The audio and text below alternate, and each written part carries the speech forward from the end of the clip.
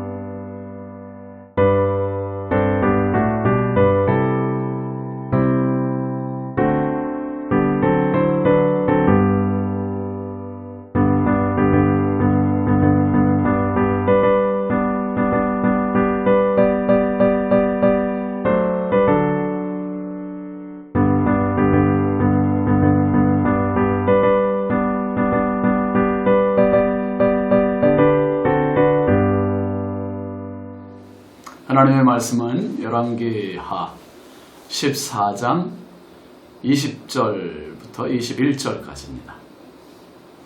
엘리사가 죽으니 그를 장사하였고 해가 바뀌매 모압 도적대들이 그 땅에 온지라. 마침 사람을 장사하는 자들이 그 도적대를 보고 그의 시체를 엘리사의 묘실에 들이던지매 시체가 엘리사의 뼈에 닿자 곧 회생하여 일어섰더라. 아멘. 오늘 말씀 제목은 엘리사의 죽음입니다. 여러분, 성경에는 참 놀라운 기적들이 많이 나오지요. 그래서 성경을 일명 기적의 책이라고도 합니다. 그 이유는 성경은 사람들의 책이 아니라 그 저자가 하나님이시기 때문에 그렇습니다. 하나님께서는 일상이 우리 사람들에게는 모두가 기적일 뿐입니다. 바다가 갈라지는 것, 하나님께는 어려운 일이 아니잖아요. 그런데 사람들은 불가능한 일입니다. 또 만나가 내리는 것도 마찬가지고요. 하나님께서는 비가 내리는 것 같이 여기실 뿐입니다. 심지어 죽은 자가 살아나는 것도 마찬가지죠. 하나님께는 능치 못하심이 없으세요. 에스겔 37장에는 하나님께서 에스겔 선지자를 마른 뼈의 무더기가 가득한 골짜기로 데려가시고 그 엄청난 양의 마른 뼈를 극히 큰 군대로 만드시는 장면이 나옵니다. 생명의 주인도 하나님이시고 창조의 주인도 하나님이십니다. 이스라엘에는 전무후무한 선지자들이 몇몇 나타났습니다. 사무엘도 위대한 선지자였고요. 또 사무엘이 그 사무엘에 대해서 사울 왕은 이 사무엘을 절대시했습니다. 그리고 사울 왕에게 기름을 부었고 다윗에게 기름을 부었던 이 사무엘 선지자. 또 사울이 왕으로서 실정을 하고 있을 때 사무엘이 죽고 블레셋이 쳐들어오자 다급해지는 사무엘은 하나님께 기도를 해도 어떤 기도로도 응답이 되지 않았습니다. 두려움에 사로잡힌 이 사울이 사람을 데리고 신접한 여인에게 가서 죽은 사람을 끌어올리라고 하잖아요. 그 죽은 사람 끌어올리라는 사람이 누구였습니까? 사무엘이었습니다. 죽은 사무엘을 끌어올리라고 했습니다. 신접한 여인이 사무엘의 영을 끌어올리는 장면이 사무엘상 28장에 나왔죠. 사무엘은 죽어서도 하나님의 역사를 이어가는 그런 장면을 볼 수 있었습니다. 오늘 말씀이 그렇습니다. 엘리야는 죽음 없이 승천하였지만 엘리사는 죽음의 순간이 왔습니다.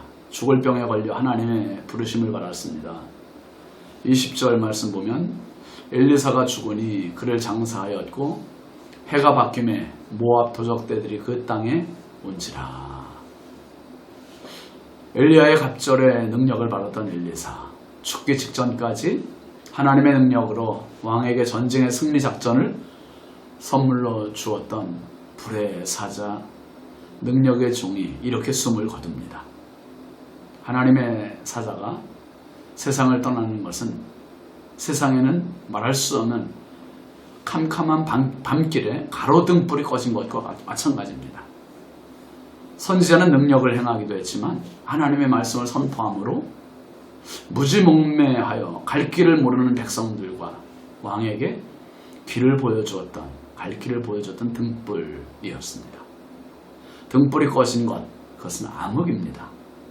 국가로서는 선지자의 죽음이 무엇과도 비교할 수 없는 손실입니다. 엘리사가 죽으니 모압 도적제가 이스라엘에 찾아왔습니다. 세상에는 수많은 도적 떼들이 있습니다.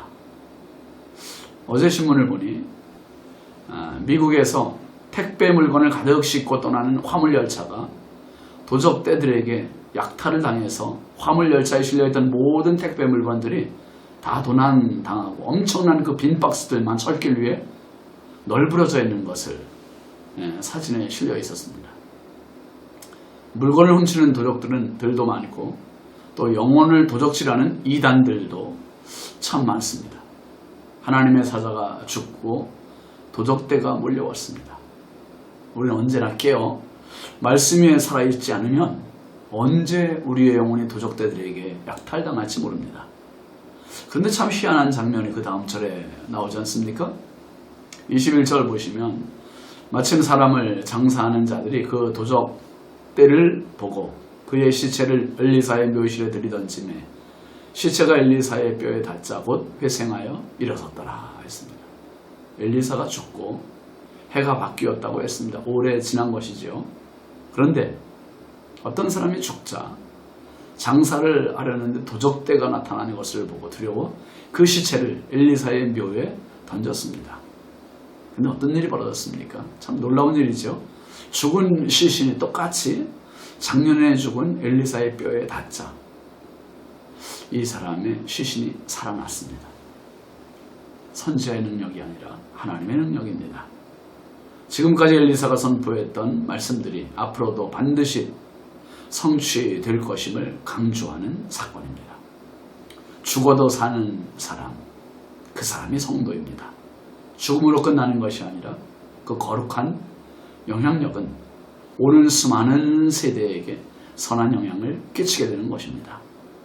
오늘도 엘리사의 죽음, 예수 그리스도의 죽으심이 저와 여러분들을 지금까지도 살리고 앞으로도 또 살릴 것이고 오는 세대 수많은 자녀들에게도 그 생명이 주어질 것입니다. 이 소망과 믿음으로 오늘도 생명 넘치는 하루 되시기 바랍니다. 기도하겠습니다. 하나님 아버지 감사합니다.